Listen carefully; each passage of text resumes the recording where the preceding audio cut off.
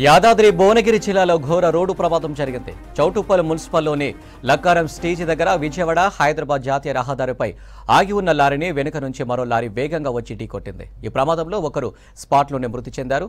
లారీలో ఒక దాంట్లో ఉల్లిగడ్డ లోడు, మరో దాంట్లో లిక్కర్ లోడు ఉండడంతో సరుకంతా నేలపాలైంది. అయితే బీర్లు, ఉల్లిగడ్డలు తీసుకునేందుకు జనం ఎగబడడంతో భారీగా ట్రాఫిక్ జామ్ అయింది. కిలోమీటర్ల మేర వాహనాలు నిలిచిపోయాయి. స్థానికులు యాక్సిడెంట్పై పోలీసులకు సమాచారం ఇచ్చారు.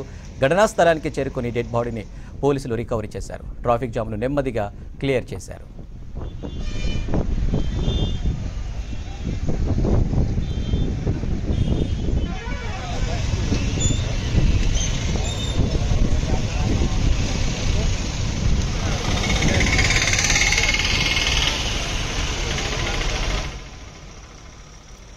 యాదాద్రి భువనగిరి జిల్లాలో ఘోర రోడ్డు ప్రమాదం జరిగింది.